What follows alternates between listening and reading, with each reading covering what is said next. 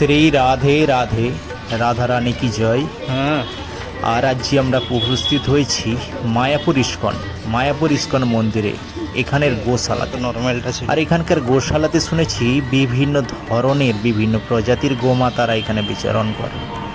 আর এখানের গোমাতাদের দর্শনের পথেই সুন্দর একটি বাড়ি দেখতে পেলাম, যেখানে খুব গোছানো এবং গ্রামীণ প্রকৃতির ভাব তুলে ধরা হয়েছে। প্রচুর ভক্তগণ গোমাতার দর্শন করে ফিরছেন, আর আমরা চলেছি গোমাতার দর্শন করতে। এই নিরিবিলি পাখিতে কিচিরমিচির করা বেশ শান্ত পরিবেশের মধ্য দিয়ে ভক্তদের সমাগমের মাঝে আমরাও চলেছি মাতার দর্শনে। আমি তো খুবই আনন্দিত অনুভব করছি, কারণ গোমাতার দর্শন মানে ভগবান কৃষ্ণের দর্শন করা, কারণ ভগবান কৃষ্ণ গোমাতার মধ্যে বিরাজ করেন। আর বিভিন্ন মানুষ গোশালা থেকে বিভিন্ন প্রোডাক্ট খায়ে আসছে ফিরে। আর আমাদের পরিবার করে নিয়েছিল একটি গরুর গাড়ি, খুবই স্বল্প মূল্যে মাত্র 10 টাকার বিনিময়ে পৌঁছে দিচ্ছে গোমাতা দর্শন করতে।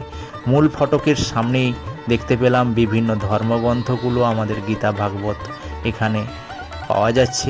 এর সাথে সাথে এখানে দুটো কাউন্টার, যেখানে গোমাতার তৈরি বিভিন্ন ধরনের পূজার সামগ্রী, আর উল্টো পাশে এখানকার ঘি, মাখন, মিষ্টি এই সমস্তগুলো পাওয়া যাচ্ছে। ওপরে সিঁড়ি বেয়ে ওপরের দোতলার মতন জায়গায় আমরা উঠে দর্শন করতে চলেছি গোমাতাদের।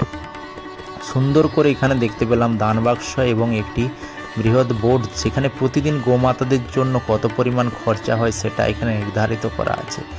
আর নন্দী মহারাজের জন্য দেখছি বিশাল ব্যবস্থা। এখানে নন্দী মহারাজ দেখছি বেশ নিজের আনন্দে মহানন্দে দাঁড়িয়ে আছে নিজের খেয়ালে। আর নন্দী মহারাজের আয়তনও তো বেশ ভালোই।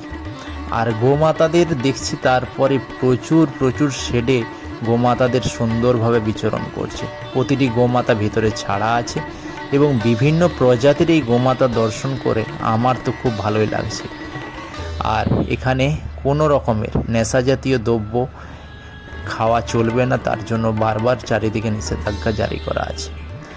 এছাড়াও এখানে সুন্দর সুন্দর গোমাতাদের গায়ে মাথায় হাতও বোলানো যাচ্ছে, যেন মনে হচ্ছে কৃষ্ণের গায়ে হাত বোলানো হচ্ছে। এই মাতা তো পরম দৃষ্টিতে চেয়ে আছে, মনে হচ্ছে আশীর্বাদের ঝোলা আমাদের দিকে এবং ভক্তগণের দিকে ছড়িয়ে দিচ্ছে। আর এই গোমাতার মুখটি কত ছোট এবং শিংটা কত বড়, মনে হচ্ছে যেন এক অন্য রকমের, আগে কখনো দেখিনি, এই প্রথম দর্শন করলাম এরকম গোমাতা। সকল ভক্তগণ এই দর্শনের জন্য উৎসুক এবং কেউ তাদের ফোনে একটু তাদের ছবি নিয়ে নিচ্ছে এবং সেলফিও। আর এই মায়েদের সুন্দর দর্শন করে তো আমি তো পুরো মনোমুগ্ধ।